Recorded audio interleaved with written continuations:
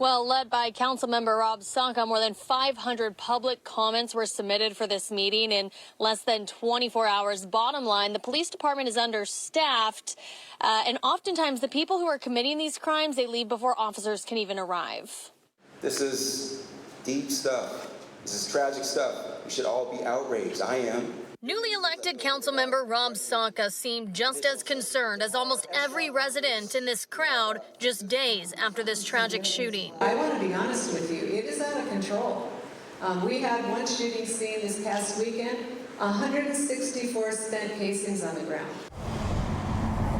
Interim Police Chief Sue Rahr says she elevated Alki to the department's 5th hotspot in the city and is calling for an all-hands-on-deck response. I've talked with our parking enforcement team. We're putting together a team of parking enforcement officers to focus on that parking lot both in the afternoon and evening. But the question many are asking, what can be done to stop the shootings in Alki? Police enforcement is what it comes down to. It sounds like they're short-staffed by 400 officers. The most recent happening outside this complex, which still has bullet holes in the windows, located in one of the busier areas of Alki Beach. It's incredibly tragic. I've lived here my whole life, and it seems like there's at least one shooting on Alki Beach per year.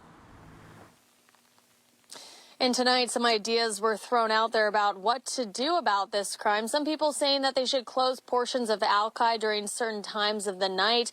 Others saying to change some of the parking that happens in the parking lots where people tend to gather, like where the deadly shooting happened. And this comes just a few weeks after Seattle Parks and Recs actually reduced the hours at Alki Beach to try and deter crime like this.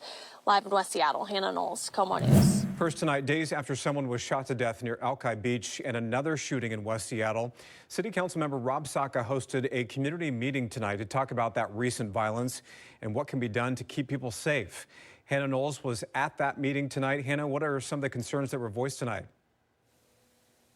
Well, Steve, obviously public safety is top of mind for so many people here in West Seattle, specifically here in Alki, just days after that deadly shooting that took the life of a 22-year-old and injured a 27-year-old.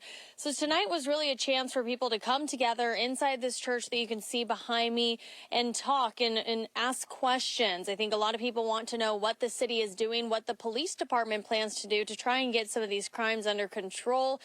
Things like parking emphasis, maintaining and monitoring some of the street racing that's going on. You know, if there is going to be cars driving up and down those busy roads, making sure that they are doing it safely. Some of those were the main things, as well as car break-ins, things like that. But I think the shooting was really the tipping point here, and that's what brought everybody together here tonight for this meeting. Any other city leaders there tonight, Hannah, and how are they responding to this recent violence in West Seattle? Yeah, the interim police chief, Sue Rahr, she was here along with Councilmember Tanya Woo. There was also some department heads from the Department of Transportation, Seattle Parks and Rec. There was also a representative from the mayor's office. Everybody had a chance to speak. There was more than 500 public questions or public comments submitted. We weren't able to hear all of them, or else we would have been here for much longer. But all of the questions that we did hear, they all revolved around public safety. And the police chief just said, bottom line, that her department's extremely understaffed. They are trying their best to do what they can to reach all the hot spots in the city. They did elevate Alki to number 5 on their hotspot list. And for this upcoming weekend, she says that it will be an all hands on deck kind of response. And especially with the weather going to be nicer this weekend as well. Hannah, thank you for that report tonight.